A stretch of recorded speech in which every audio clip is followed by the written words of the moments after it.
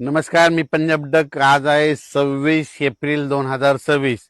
तर शेतकऱ्याला एक अंदाज देणार आहे. मी माझ्या शेतामध्ये या ठिकाणाहून आता नेमका एप्रिल महिना आहे ना, आता नेमका आता पाऊस अवकाळी खूप पडला, काही भागात झाला आणि काही राहिला. तर आता शेतकऱ्याचा प्रश्न की हे आता उष्णतेची लाट कधीपर्यंत राहणार आहे. तर राज्यातल्या सर्व शेतकऱ्याला सांगू इच्छितो की राज्यामध्ये आता उद्या 27 एप्रिल पासून राज्यात चांगली तीव्र उष्णतेची लाट येणार आहे. काही ठिकाणी 40 अंश, 41 अंश, 42, 43, 45, काही ठिकाणी 47 आणि एखाद्या जिल्ह्यात मात्र 48 अंशापर्यंत राज्यात उन्हाचा पारा जाणार आहे. म्हणून हा अंदाज सर्व शेतकऱ्यांनी लक्षात घ्यायचा. म्हणून राज्यातले सर्व शेतकऱ्याला सांगू इच्छितो की तुम्ही काय करा, आपण आपल्या पाळीव प्राण्याची, लहान मुलाची, वयोवृद्धाची काळजी घ्या. त्यांना उन्हामध्ये फिरू देऊ नका. म्हणून हा अंदाज सर्व शेतकऱ्यांनी लक्षात घ्यायचा. म्हणजे राज्यात सांगायचं झालं तर सध्या तरी आता 10-15 दिवस पावसाचं वातावरण नसणार आहे. म्हणून राज्यातल्या सर्व शेतकऱ्यांनी अंदाज लक्षात घ्यायचा. तीव्र उष्णतेची लाट पूर्व विदर्भ, पश्चिम विदर्भ, दक्षिण महाराष्ट्र, उत्तर महाराष्ट्र, कोकणपट्टी, खानदेश या सगळीकडं चांगली उष्णतेची लाट राहणार आहे. म्हणून हा अंदाज लक्षात घ्यायचा. कोकणपट्टीमध्ये देखील 38, 39, 40 अंशापर्यंत तापमान जाणार आहे. म्हणून कोकणपट्टीतल्या शेतकऱ्यांनी हा अंदाज लक्षात घ्यायचा. उत्तर महाराष्ट्रामध्ये काही ठिकाणी 44, 45 अंश, 46 पर्यंत जाणार आहे. म्हणून उत्तर महाराष्ट्रातल्या नाशिक जिल्हा, नंदुरबार जिल्हा, धुळे जिल्हा, जळगाव जिल्हा त्या शेतकऱ्यांनी हा अंदाज लक्षात घ्यायचा. कारण की तिकडे देखील 45-46 अंशापर्यंत पारा जाणार आहे. म्हणून हे देखील अंदाज लक्षात घ्यायचा. त्याच्यानंतर मराठवाड्यामध्ये परभणी जिल्हा, लातूर जिल्हा, बीड जिल्हा, जालना जिल्हा, संभाजीनगर, हिंगोली जिल्हा, धाराशिव जिल्हा, लातूर जिल्हा त्या सर्व शेतकऱ्याला सांगू इच्छितो की मराठवाड्यामध्ये देखील उन्हाचा पारा वाढत जाणार आहे. काही ठिकाणी 45 अंशापर्यंत जाणार आहे. म्हणून हे अंदाज लक्षात घ्यायचा. आणि मराठवाड्यात देखील नांदेड जिल्ह्यात देखील एखाद्या दिवस समजा 47 पर्यंत पारा जाईल. म्हणून हे देखील मराठवाड्यातल्या शेतकऱ्यांनी अंदाज लक्षात घ्यायचा आणि स्वतःची काळजी घ्यायची. त्याच्यानंतर पूर्व विदर्भ आणि पश्चिम विदर्भ 6-5-11 जिल्ह्यामध्ये वर्धा जिल्हा, नागपूर, भंडारा, गोंदिया, चंद्रपूर, यवतमाळ, त्याच्यानंतर अमरावती, अकोला, बुलढाणा, वाशिम त्या सर्व यवतमाळ जिल्हा त्या सर्व शेतकऱ्याला सांगू इच्छितो की तुमच्या पूर्व आणि पश्चिम विदर्भात देखील चांगला उन्हाचा पारा वाढत जाणार आहे. काही काही ठिकाणी 47 अंशापर्यंत नोंद जाईल आणि एका जिल्ह्यामध्ये 48 अंशापर्यंत पारा जाईल. म्हणून हा अंदाज देखील शेतकऱ्यांनी लक्षात द्यायचा. सगळीकडे मात्र 40 अंश तर 44 अंश सेल्सिअस मात्र सगळीकडे तापमान राहणार आहे. म्हणून हे लक्षात घ्यायचं. आता सर्व शेतकऱ्याला सांगू इच्छितो की आता उद्यापासून हवामान कोरडं राहणार आहे. मग आता परत पाऊस कधी येणार आहे.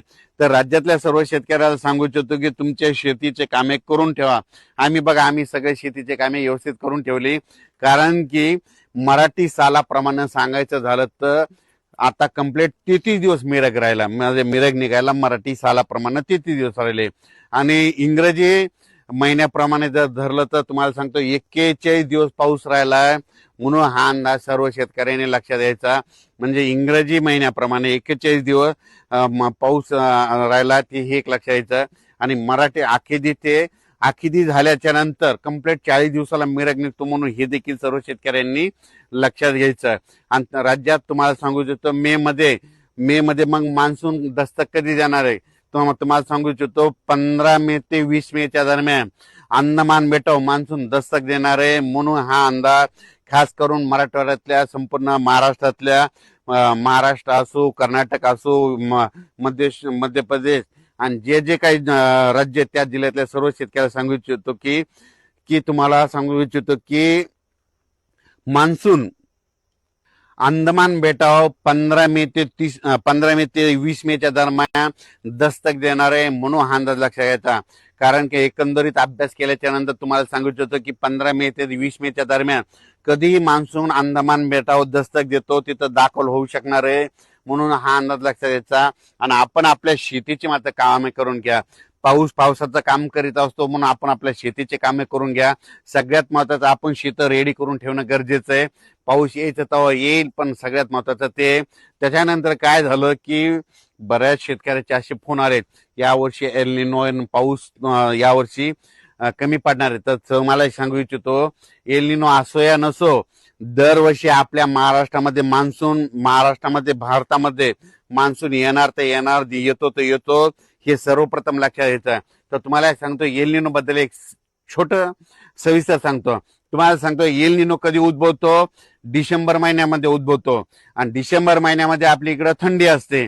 मग डिसेंबर महिन्यामध्ये तिकडं प्रशांत महासागराचं तापमान कमी झाल्याच्या नंतर तिकडं खूप पाऊस पडतो.